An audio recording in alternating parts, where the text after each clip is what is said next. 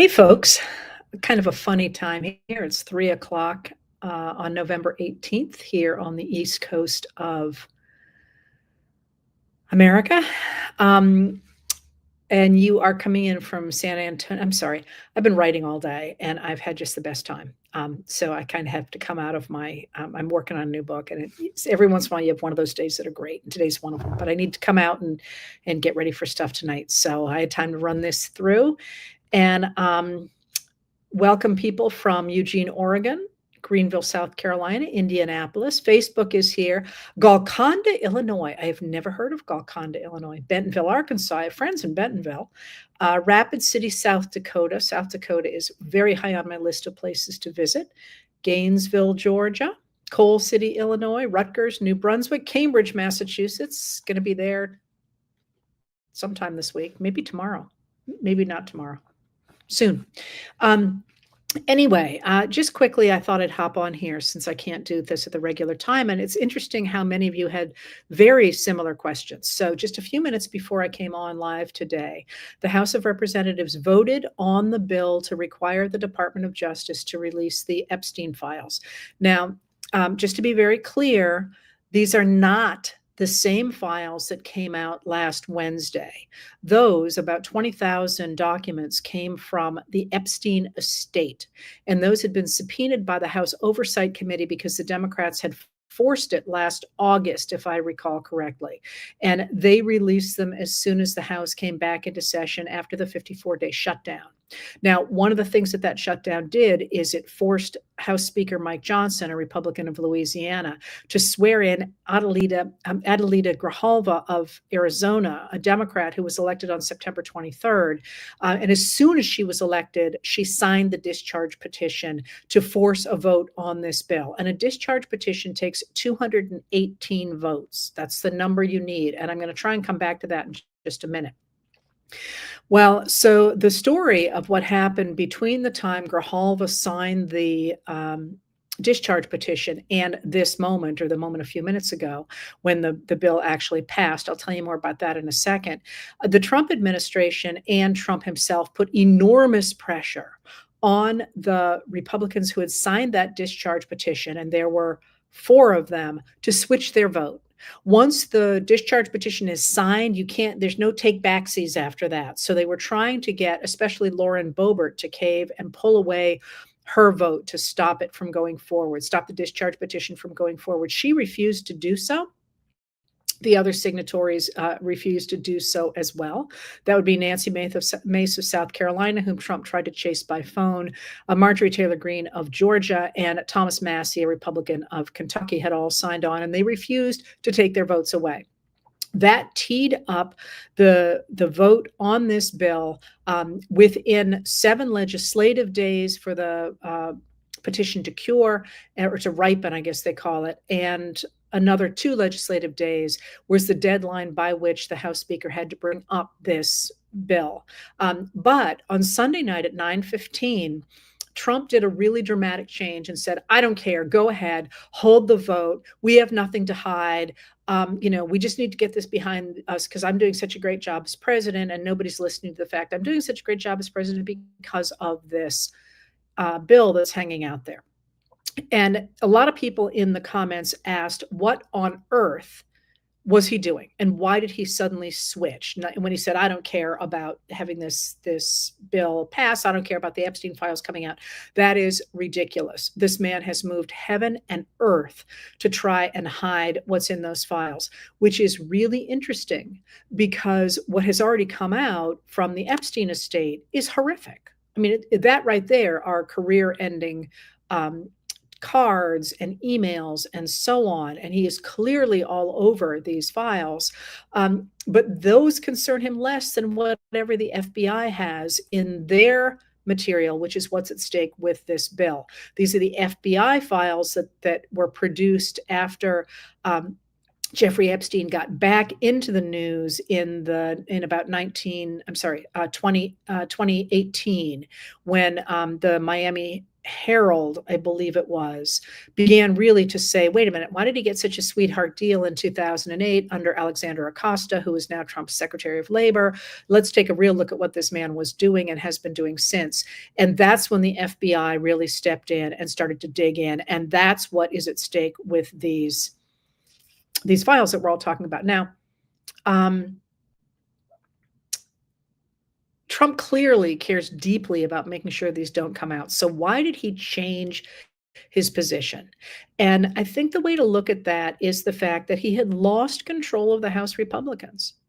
Once the discharge petition had gone, thanks to those 4 votes, had gone forward, those 4 Republican votes had gone forward, and all the Democrats, the rumors over the weekend were that up to 100 Republicans were going to sign on to the bill saying you got to release these things.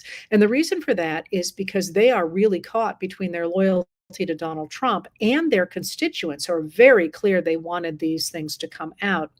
And Trump is very much a weakening figure. He is his mental acuity is slipping visibly by the day.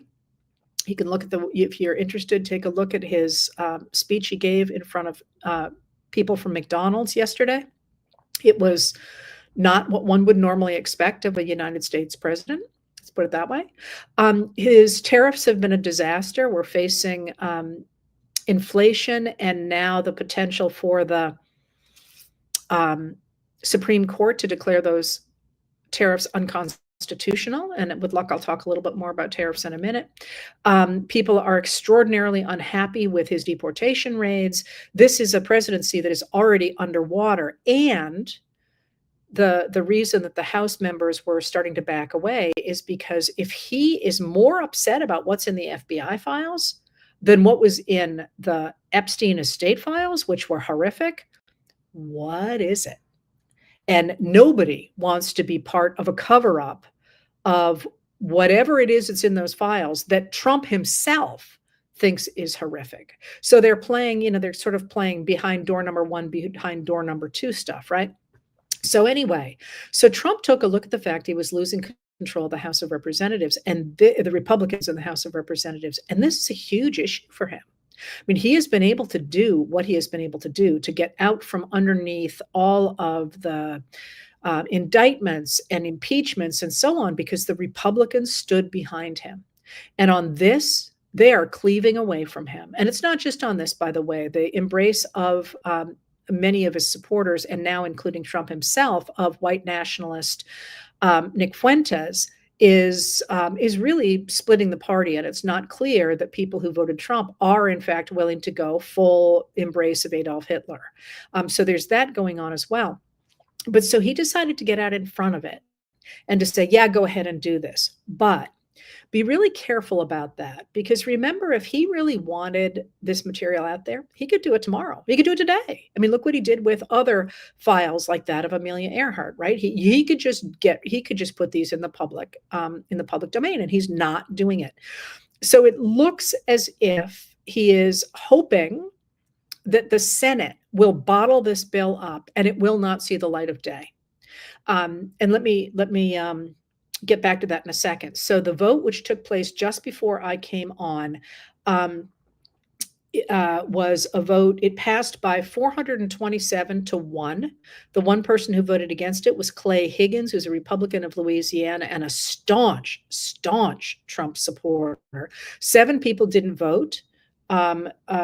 Split pretty evenly between the Democrats and the Republicans, and I can't remember which was which, if it was 4-3 or 3-4, but there were non-voters. And now it goes off to the Senate. And the real question is, and you could see if you want to listen to it, House Speaker Mike Johnson talked to reporters and made it really clear he's hoping the Senate is going to bottle this up, because in order to get through the Senate, it almost certainly will need 60 votes to invoke cloture, which will enable them to move forward. And that will require not only all the Republicans, all the Democrats, and those will certainly vote in favor of it, but a strong number of Republicans.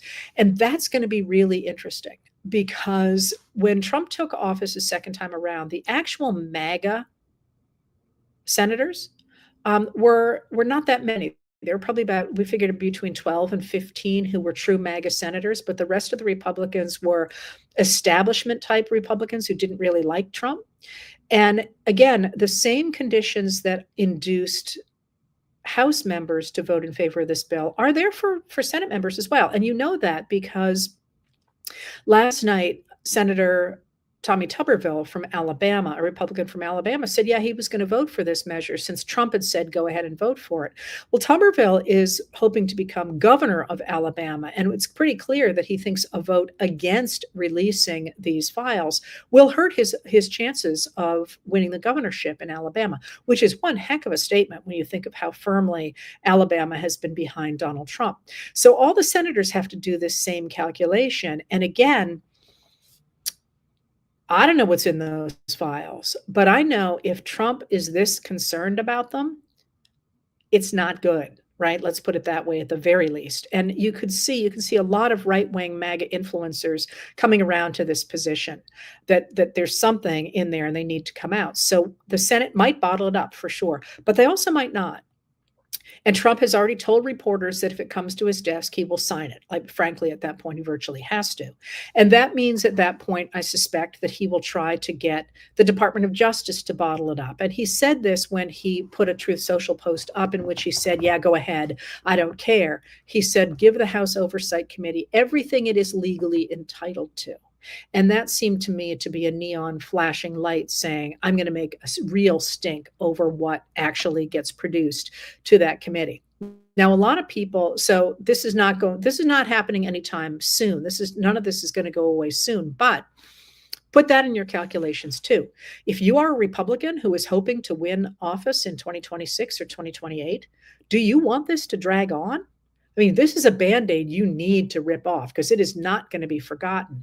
And the last thing you want is for them to drop, say, August of 2028 or even of 2026, when the destruction for your party will be extraordinary. So they're all doing these calculations, I promise you, and trying to figure out not necessarily what's best for Trump any longer, because what used to be good for Trump was good for the Republican Party, but now what is good for themselves, not even so much the Republican Party, which Trump has, of course, staffed with all his own people. So they're saying, go Trump, you're great. But a lot of people are not on board that train. They liked Trump so long as he could get them votes. It's not clear he can get them votes anymore. And in fact, he might be losing them votes, which is something that we saw in the November elections. So a lot of you so we'll see what happens. This is not something's going to be over this week or next. This is going to go on for a while.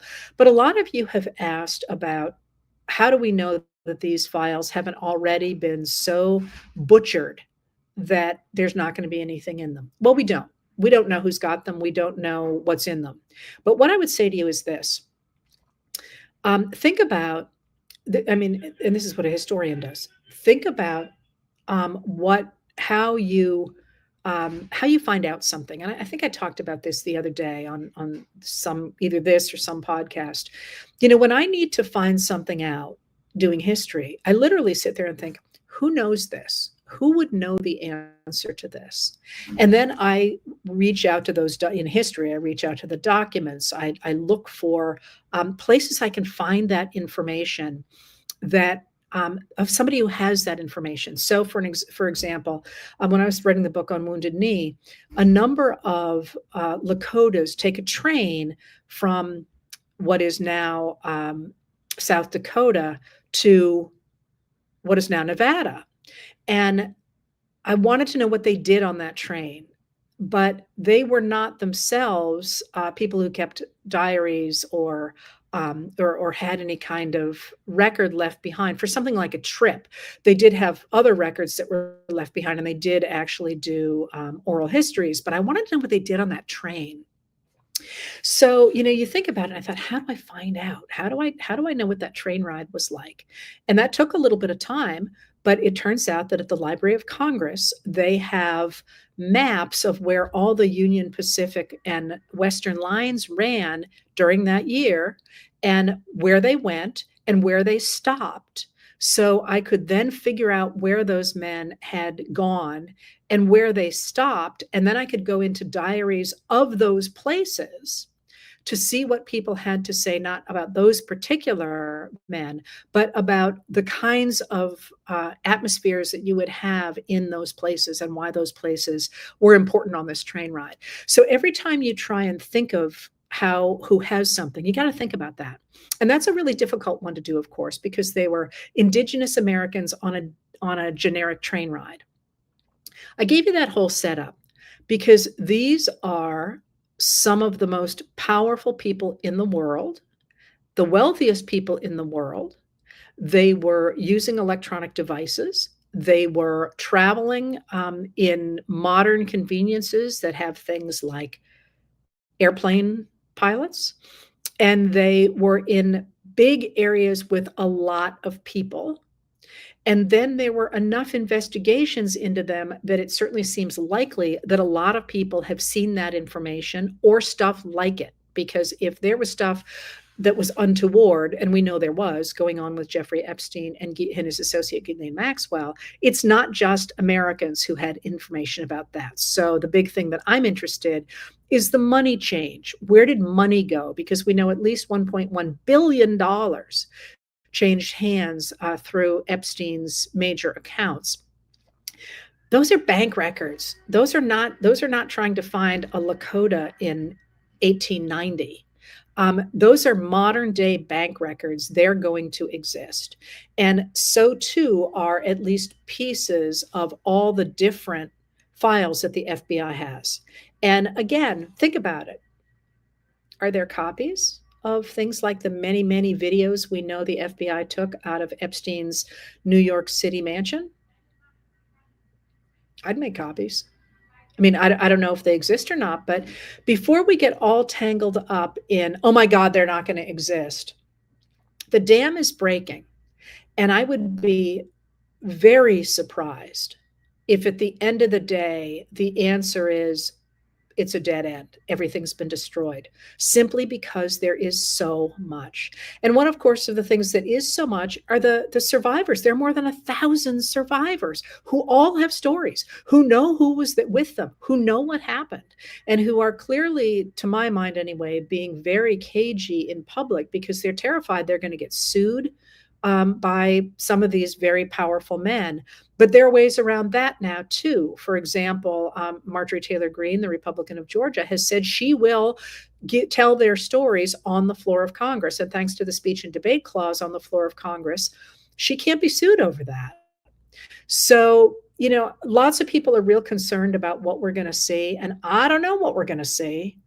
But I think we're going to see something, and I don't think it's going to be good. I think if stuff gets destroyed, people are going to keep at least some of the really bad stuff. And there were many, many, many thousands of hours of videotapes, for example, that the FBI took out of Jeffrey Epstein's house in New York. Every time Trump says, "I didn't go to his island," what you should read is he doesn't say, "I never went to his New York mansion," because he went there all the time, or at least allegedly went there all the time. So I wouldn't get too tangled up in worrying about how this is going to come out. It's not going to come out tomorrow, and it's not going to come out all at once.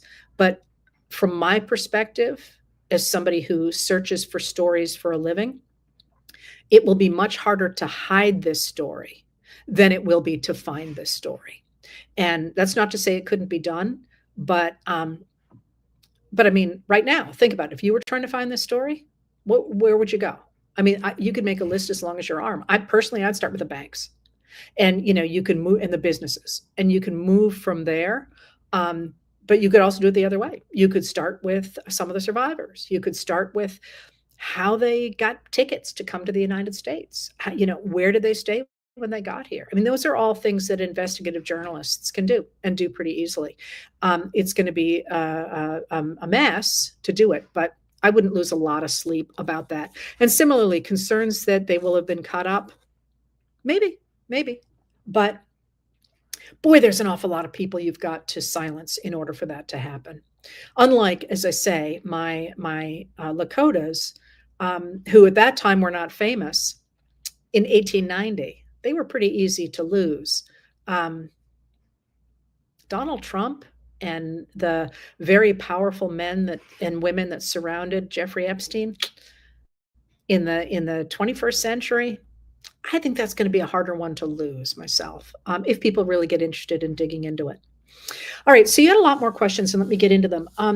I want to go back, first of all, on that note to the tariffs, which I mentioned before. You asked what was happening with the tariffs that the Supreme Court is now considering the constitutionality of. And boy, could I have made that a messier sentence. Sorry about that. Um, uh, and Trump is frantic at the idea that the Supreme Court appears to be on the edge of saying, yes, they are unconstitutional. We got to unwind them and return the money that the US government took in from those tariffs. He is dramatically exaggerating how much money has come in.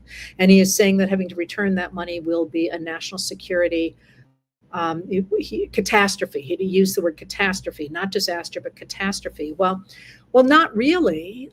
If in fact they were unconstitutional, that shouldn't be a catastrophe, especially considering that 10 months ago we didn't have them and we seem to be humming along just fine. I think there's some different things going on with that, but the most important one to look at is one that one of the Congress critters referred to, and I'm afraid now I don't remember which one. It might have been Jamie Raskin of Maryland. It might not have been as well. In which that no, I know who it was. It was Jason Crow of Colorado, a Republican from Colorado named Jason Crow, who said, "Listen, what he has used the tariffs for is to pressure countries to give him golf deals and to put money in his pocket. And you have seen this most dramatically in Vietnam, which he slapped huge tariffs on and then got an adjustment to them pretty quickly when Vietnam just dashed through all kinds of the permitting that was required for him to put in a golf complex in that country, taking people's land and doing all kinds of stuff. And magically, the tariffs came down. Similarly, he is using the tariffs really to put pressure on Latin American countries that he feels are not treating his right-wing allies well enough. And that's another thing, that he is really using tariffs as geopolitical leverage. And that's very much a 19th century concept that I want to talk about a little bit more in a second. But it's also completely antithetical to the world that we have developed in the wake of World War II to knit together the nations of the world, the countries of the world, through a number of different ways, including the economy, to help prevent another world war. And he is very much leaning into the idea of 19th century imperialism.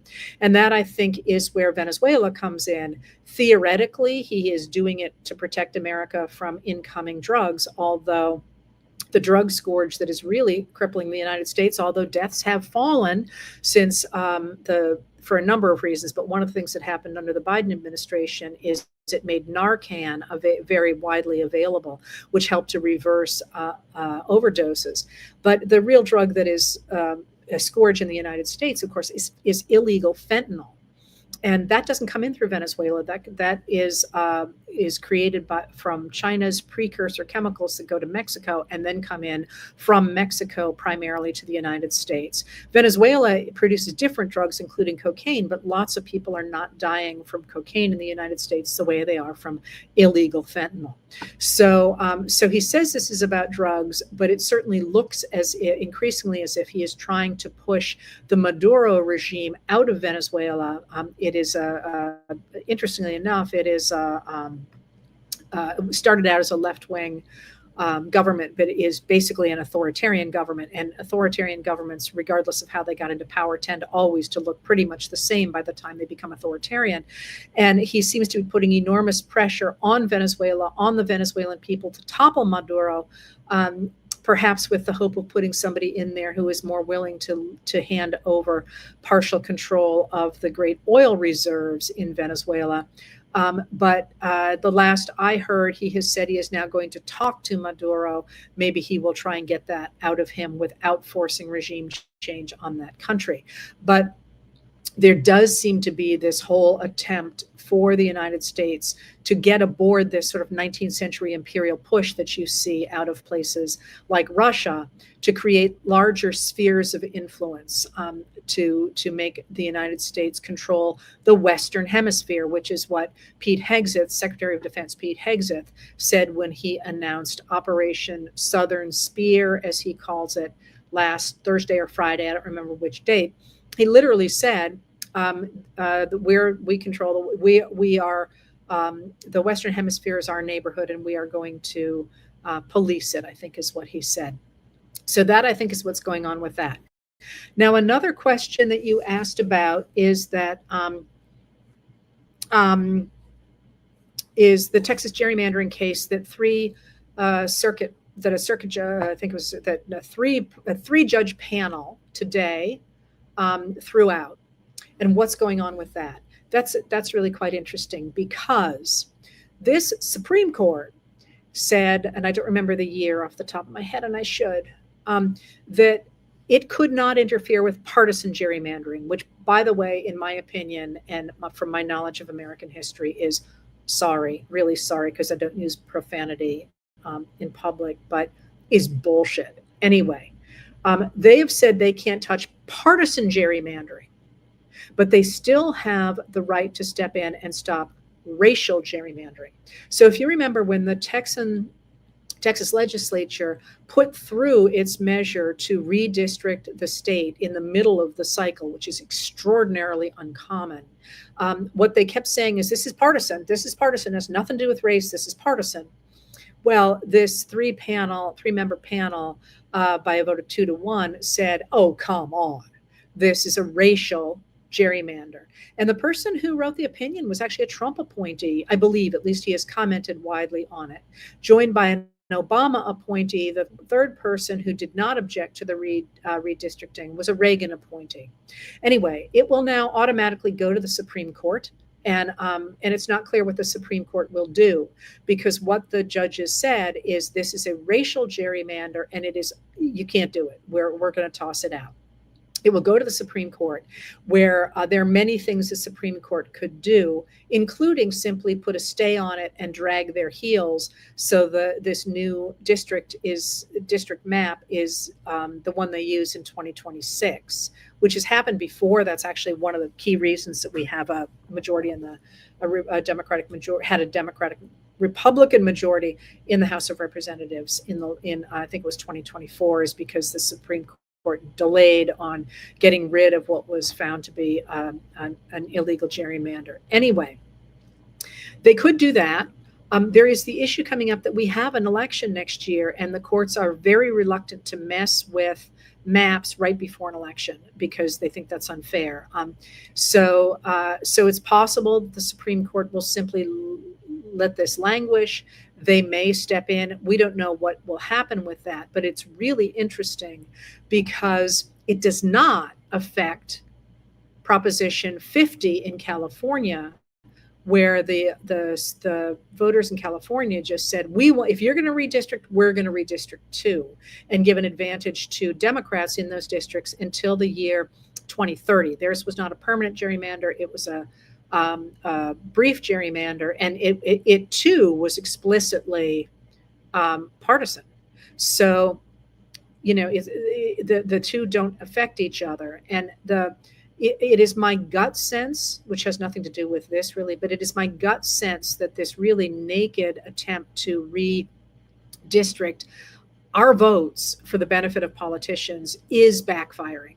That American voters are like, forget this. We would actually like to be able to have districts that are not sewn up for one party or the other. The number of districts in this country that are actually contested districts where a member of either party could win is extraordinarily small. I want to say it's like 27 or 34, something really stupidly low like that.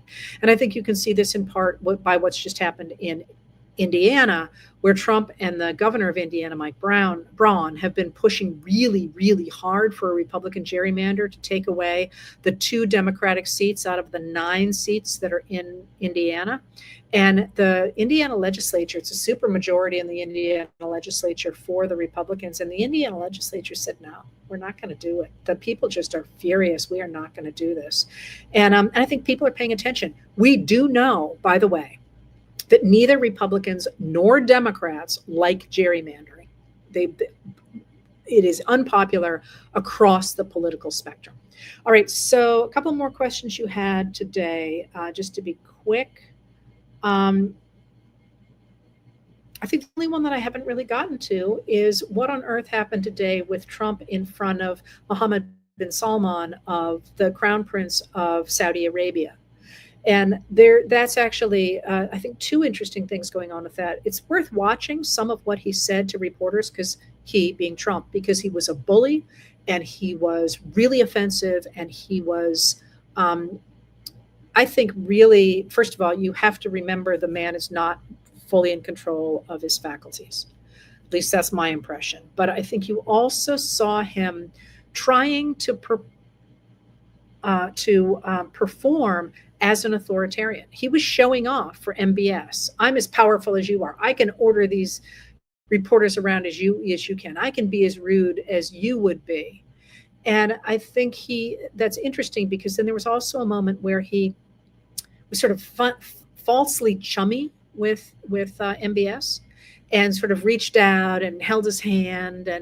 And it certainly looks as if he is trying to get into MBS's good graces even more than he already is. That is, he certainly seems to be eager for allies, and eager for allies who can help him out as his position in the United States is crumbling.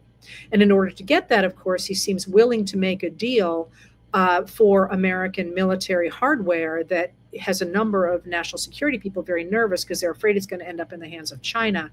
He is willing to make that deal, apparently, despite the fact that it means negotiating with MBS, who, of course, was the man behind the dismembering of Jamal Khashoggi, who was working for the Washington Post and was a U.S. resident at the time of his murder and dismemberment in a consulate. So it's an interesting dynamic. And mind you, I'm going to be a little bit of a naysayer on this one in terms of him dealing with MBS. The crisis in the Middle East for the past, not just the past 3 years, but even before that, with the rise of Iran as a power that was keeping the non-state actors like Hamas, like Hezbollah, like the Houthis, able to challenge the states there, the countries there, and the governments of those countries, has meant that the Biden administration as well was working to sort of rejigger who had power and with whom we worked most closely in the Middle East. So while I am not happy about what Trump is doing, it's worth remembering that everybody has been knocked off their pins for the last at least 8 years, and before that, really, when Trump was moved the American embassy to Jerusalem and things like that. There's been a lot of shifting going on there. The full embrace of MBS, known sometimes as Bonesaw because of the attack on Khashoggi, is hideous, but there's a lot going on around that. What I'm interested in is Trump's apparent deep desire to be friends with this man, and to in order to do that, to get to do things like giving him military hardware, and in addition to obviously the fact he is always keen to work with a government that has a ton of money. I think he's also quite anxious to see if he can make sure he's got friends in other countries as his position in the United States deteriorates. All right, that's about all I have time to do now. I will be back normal time on Thursday. And And I will see you. I will see you then. Just one little note, because I write about it every year. Just a reminder. Oh, actually, you know what? I'll tell you another note. Um, Today is the anniversary in 1883 of the day when the United States of America began to operate on Standard Time, which is a cool story. I wrote about it last year. This year, I am tonight putting up a post about Gettysburg. Gettysburg and the Gettysburg Address, with the anniversary of which is tomorrow, because it is, of course, one of our foundational documents. And, if you haven't read the Gettysburg Address in a while, I'm going to be posting about it tonight unless something huge happens. And we've got a new video coming out about it. If you haven't read it for a while, if you got the time, it's only a few hundred words, might be worth taking a look at it. All right, thank you. I will see you. No, I'm sorry. Somebody said 1893. No, 1883. This is one of the reasons I love 1883 is because we got things like Standard Time. Many other things happened as well, too. Someday, if I ever get free time, I will write a book on 1883. All right, thank you for being here, and I will talk to you on Thursday.